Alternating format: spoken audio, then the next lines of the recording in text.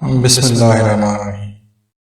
بابا فرید کا اسم مبارک مسعود ہے، جو آپ کے والد حضرت قاضی جمال الدین سلیمان نے بوقت پیدائش رکھا تھا۔ آپ کے دوران سیاحت حضرت بابا فرید الدین عطار سے ملاقات ہوئی تو حضرت فرید الدین عطار نے آپ کو اپنا نام عطا کیا، جس کے بعد آپ نے فرید الدین مسعود کے نام سے شہرت پائی۔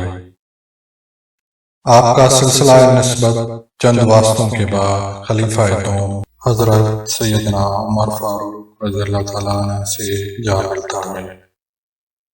بابا فرید کے والد کا اسم گرامی حضرت قاضی جمال الدین سلیمان ہے، جبکہ والدہ ماجداد کا اسم گرامی حضرت بی بی کرسمہ خاتون ہے، اور آپ کے والدین دونوں کا شمار خاصان خدا میں ہوتا ہے۔ اور یہ والدین کی تربیت کا اثر تھا کہ آپ بچپن سے ہی نیک سیرت تھے اور عبادت و ریاضت کا شغف رکھتے تھے۔ حضرت خواجہ نظام الدین کے قول کے مطابق بابا فرید کی پیدائش 571 ہجری میں قصبہ کوٹھیوال میں ہوئی۔ اس کے علاوہ بھی آپ کی پیدائش کے متعلق کئی اقوال معروف ہیں، مگر ہم حضرت خواجہ نظام الدین اولیاء کے قول پہ اکتفا کرتے ہیں۔ بابا فرید کی عمر مبارک 4 برس تھی جب آپ کے والد حضرت قاضی جمال الدین سلیمان وصال فرما گئے۔ چنانچہ آپ کی والدہ نے آپ کی تعلیم و تربیت میں کوئی کسر باقی نہ رہنے دی، اور آپ نے قصبہ کوٹھیوال میں ہی قرآن مجید کی ابتدائی تعلیم حاصل کی، اور کوٹھیوال میں آپ کے استاد سید نذیر احمد تھے، اور پھر آپ نے قاری محمد سے قرآن مجید حفظ کیا۔ آپ بچپن سے ہی ذہین تھے، اور جب ابتدائی تعلیم سے فارغ ہوئے تو پھر فارسی اور عربی کی تعلیم حاصل کی، اور فقہ و نحو پر عبور حاصل کیا۔ بعد ازاں ملتان تشریف لے گئے اور مولانا منہاج الدین کی شاگردی اختیار کی۔ مولانا منہاج الدین سے تفسیر، منطق، ریاضی اور دیگر موجہ علوم کی تعلیم حاصل کی۔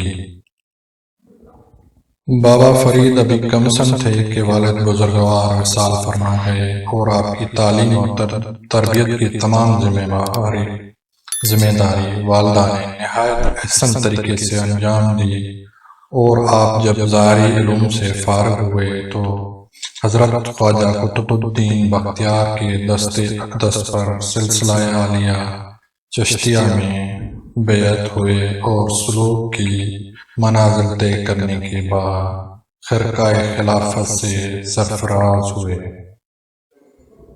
بابا فرید نے اپنی زندگی کا بیشتر حصہ سیر و سیاحت میں بسر کیا، اور دوران سیاحت کئی نامور اولیاء اللہ کی صحبت اختیار کی، اور ان سے کسب فیض حاصل کیا۔